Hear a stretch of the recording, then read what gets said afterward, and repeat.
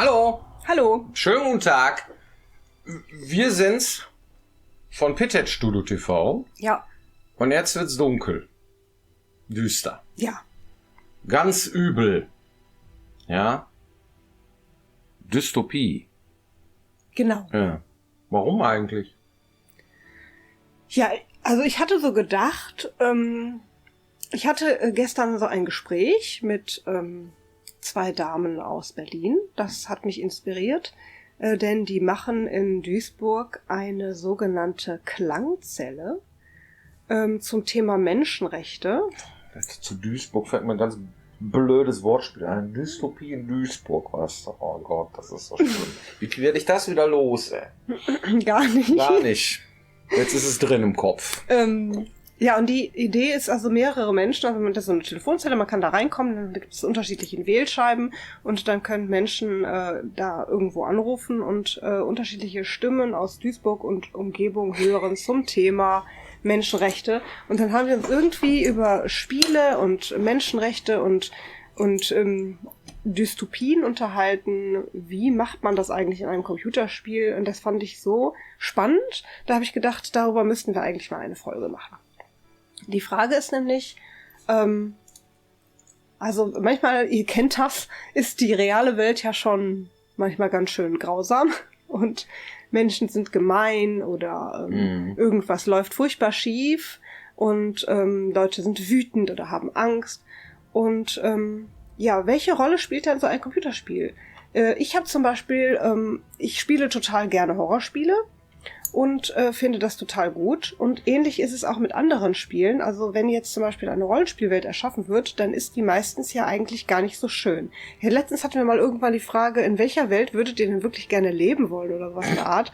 Und diese Frage, ja, die muss man erstmal drüber nachdenken, weil man denkt, boah, in der Computerspielwelt Witcher auf gar keinen Fall, das ist ja furchtbar. Fallout, auch alles voller tödlicher Gefahren und selbst unsere alten Spiele, also die Spielewelten sind manchmal ziemlich grausam. Warum macht man das denn eigentlich? Ja, Dystopie ist interessant. Und ich glaube, ja, wenn alles im Eimer ist, dann weiß man sein heiles Zuhause zu schätzen. Ich glaube, so wird ein Schuh draus. Oder das ist halt eine Urlaub von sich selber machen, so ein bisschen. Weil der triste Alltag, da macht man sich den interessanter, man erzählt sich Märchen, ne? Und Dystopie ist irgendwie so, ach guck mal, wie schlecht geht's denen denn, ja? Boah, wie gut geht's mir? So, ich glaube, da wird ein Schuh draus. Ja. Ne? Utopie ist schön, so, ne? Aber dann muss man wieder in den tristen Alltag denken, nee, komm, lass mal die Welt brennen auf dem Bildschirm, das ist irgendwie cooler, dann weiß ich, wie es mir dann, ne, das sagen. Ist so eine These. Muss nicht stimmen, aber ich glaube da dran, ja. Genau, also ich hatte dasselbe Gefühl. Ja. Ich glaube, manchmal hilft einem das total, irgendwie dann in so eine Spielewelt einzutauchen. Und da wir ja wissen, dass das nicht real ist, hat es auch den Vorteil, dass man das dann mal einfach ausprobieren darf. Also ich darf in diese grausame Welt reinschlüpfen und ich habe zum Beispiel auch in der Regel jedenfalls sowas wie mehrere Leben. Ja, das kann man im wahren Leben jetzt nicht. Einfach abspeichern und weitermachen oder Cool, nochmal ne? neu laden. Das wäre wirklich Ja, ein richtig cool. cooles Feature. Würde ich sofort annehmen. Die Katze hat 7 Leben. Bitte nicht ausprobieren. Und Die kommt nicht wieder. im Computerspiel ist das halt genau so. Also wenn ich irgendwie Wenn doch, lauft schnell. völlig dämliche Entscheidung getroffen habe Ja. und denk, ach, was habe ich denn jetzt gemacht? Das wollte ich aber gar nicht. Dann, also es gibt tatsächlich Spieler, die sagen auch, na gut, ich lebe meine Entscheidungen im Computerspiel. Ich bin einer von der Sorte, ja. Aber es gibt auch so Leute, die sagen, nö, wenn mir das nicht gefällt, dann lade ich nochmal neu. Und dann erlaubt das Computerspiel einem das. Das heißt, man darf sich ruhig in einer Dystopie bewegen und es ist alles gar nicht so schlimm, denn es ist nicht wirklich real. Das, finde ich, macht einen besonderen Reiz aus. Außerdem, ne, das hattest du mir damals beigebracht, als ich in die Computerspielszene kam, macht es uns als Entwickler das Leben auch leichter, denn jedes Problem, das in einer Welt, in einer Spielewelt da ist, in der gesamten Welt, an einem Ort oder auch für eine einzelne Figur, macht uns die Geschichte spannender und ermöglicht uns es natürlich leichter, eine Geschichte zu erzählen. Und das ist ziemlich cool. Also in einer Geschichte muss es immer Konfliktpotenzial geben. Ja? Zwei Fraktionen, die sich bekämpfen, wie bei Ronja, die Räubertochter, also das klassische Romeo und Julia-Ding, ne? Weißt du, zwei Familien, zwei Kinder, einer von hier, einer von da. Es gibt einen Konflikt, ist eine Geschichte, weiß man schon. Ne? Okay, das war spannend, wenn der Vater da draus kriegt. Weißt du, ne? Ist spannend. Spannend. Ne? Oder Konfliktpotenzial, jemand hat die Familie umgebracht, der Typ will sich rächen. Konflikt. Ne? Eine ganz alte, super oft erzählte Geschichte, die immer wieder funktioniert. Ohne Probleme, ohne irgendwie ganz schlimme Schicksalsschläge ist es schwierig, eine Geschichte zu erzählen. Meistens ist das andersrum. Ne? Mhm. Und deswegen ist wird das oft so gemacht. In den meisten Fällen gibt es auch Utopien. Ne? Aber auch selbst bei Kindergeschichten gibt's immer Probleme. Mhm. Ne? Irgendwie das Stofftier, was irgendwie ein Loch hat oder so. Ne? Dann kommt Dr. Snuffins, oder wie heißt die noch? Snuggles? Doc McStuffins. Doc McStuffins, genau. Ne? Und Snuggles war jemand anders. Das ist was ganz anderes, ja. Gibt's auch. Ach Gott, die alten Kamellen immer, ey. Was ich alles im Kopf hab, von Blödsinn immer. Ne, und das ist ein Problem und das muss gelöst werden, so. Also Konflikte, ne? Probleme, Konflikte, die brauchst du. Sonst ist die Geschichte, ne? Ja, das bringt Spannung ins Spiel, macht den meisten Leuten auch Spaß zu spielen. Also viele Menschen spielen gerne Probleme. Und das packt einen dann auch und bringt auch Spieler dazu, am Ball zu bleiben. Ich guck gerne Krimis. Ja, auch, ja. Ne? Liegt eine Leiche da. Was ist denn hier passiert? So, ja. Mhm. Klassiker, ja. Wer war das? Ne? Der Gärtner. Jetzt hast du aber, also, es ist halt spannend, man will das wissen. Ne? Bei Columbo wusste man am Anfang schon irgendwie, wer der Mörder war. Das fand ich jetzt nicht so spannend. Ich schon. Ne? Musste er dann rauskriegen, wo hat er denn wohl einen Fehler gemacht? Der perfekte Mord, nee, doch nicht, weißt du? Manchmal hat man schon am Anfang gesehen, so, okay, das ist wahrscheinlich irgendwie, wie blöd ist der denn? Ja, das fand ich echt nicht spannend. Ich fand das spannend. Ich habe mitgefiebert. Ja, gut. Ja. So, ne? Heißt also ein Rätsel. Grausam und gleichzeitig lustig. Das geht. Ja, das stimmt. Ich habe da noch einen. Also, ist schon cool, ja. Aber das ohne Probleme geht's nicht. Ne? Muss alles im Arsch sein. So, am besten. Ne?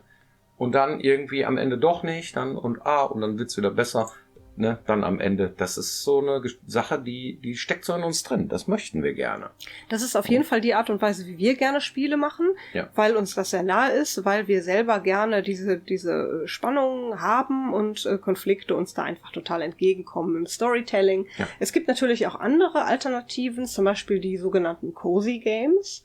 Cozy Games ist so eine Sparte an Spielen, die wurde gemacht und ist auch zunehmend mehr geworden jetzt neuerdings, die in der Regel ohne Gewalt auskommen, in denen es eine schöne Welt gibt, in der man sich wohlfühlen soll, und da spielt man dann unaufgeregter und kann dann rumprötteln. Meistens sind das entsprechend dann auch Pröttelspiele, sowas wie, was weiß ich jetzt, Stardew Valley oder so. Und ich habe letztens gelesen, das müsste ich unbedingt mal ausprobieren, es wurde empfohlen als Cozy Game Graveyard Keeper.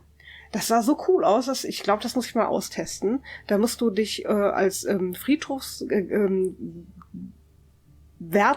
Gärtner, Wärter, keine Ahnung, Totengräber. Mensch um den Friedhof kümmern und den quasi in Schuss halten. Mhm. Und das, glaube ich, finde ich auch irgendwie cool. Und nachts kommen die Zombies, oder? Nein, es ist ein Cozy Game. Du sollst dich wohlfühlen. Das ist aber diesen Widerspruch in sich, dass es ausgerechnet ein Friedhof sein muss und dann als Cozy Game gilt.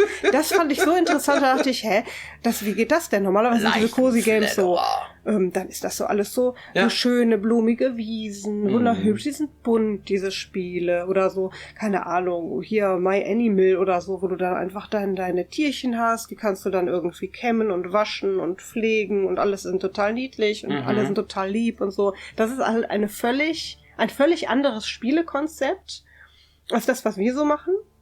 Aber Bei uns gibt's immer Probleme. Ja, schon.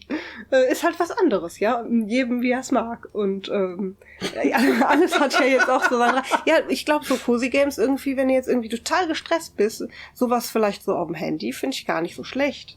Ja, ist Candy Crush auch so was? Candy Crush? Nee, ich glaube so mit nicht. Knobelspiel, ja, ne? das ist so ein... Ich glaube, das gilt nicht als Cozy. Das ist dafür nicht niedlich und hübsch. Und ja, es ist ja schon cool, aber es ist halt...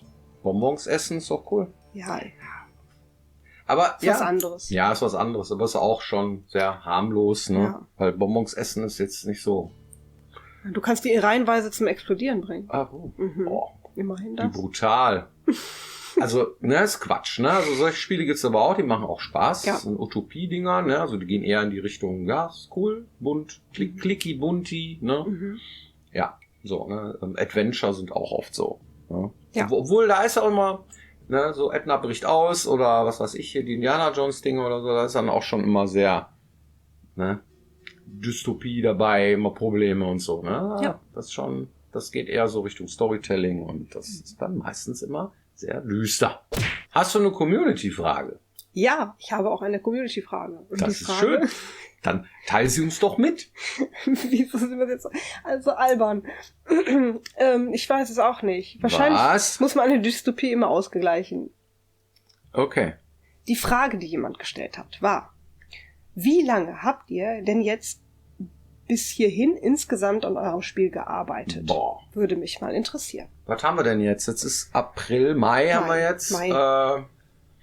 Also das Stückchen von diesem Jahr bis Mai. Also knapp 5 Monate, noch nicht ganz. Vier. Das ist ja der 5. Monat. Ja, ne? der 5. Monat. Also 4 4 und ein bisschen. Monate. Plus ein komplettes Jahr, das letzte Jahr haben wir da dran gesessen. Ja, das ist es.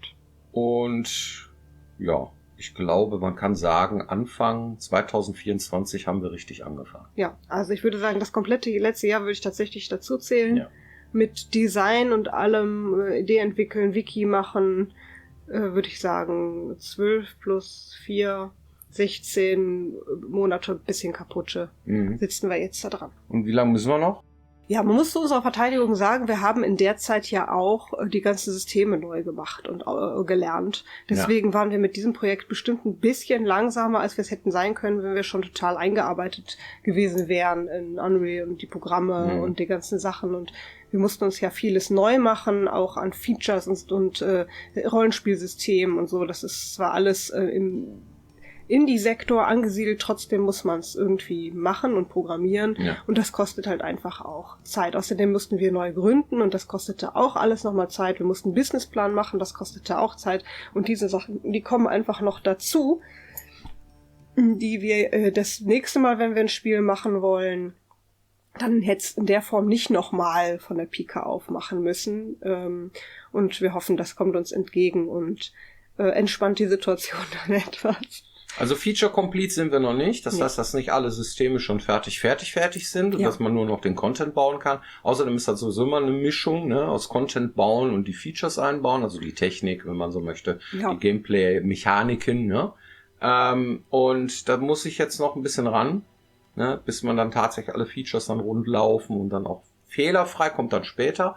Ne, Produktionsphase sind wir gerade. Ne, das heißt also, dass man von unten bis oben alles an Dialogen, Quests, Items, die wichtig sind und so, dass man dann irgendwann auch dann die Monster verteilen kann, dass man dann auch den ganzen Krempel, das kommt dann alles später noch und so. Da werden wir noch ein bisschen dran sitzen. Ja. Noch haben wir kein Release-Datum ausgegeben. Genau, dann kann man wir wissen es noch nicht. Am Ende dann sagen, wie lange es dann wirklich gedauert hat. Das dauert noch ein bisschen. Ja. Wir hoffen nicht allzu lang, aber ja, wir arbeiten dran. Vielen Dank für eure Aufmerksamkeit und wir sehen uns hoffentlich nächste Woche wieder hier, wenn es heißt PTED Studio TV. Genau. Dankeschön. Bis dann. Tschüss. Tschüss. Ja. Spielst du Cozy Games? Welches? Weiß nicht. Nein. Nö. Nein.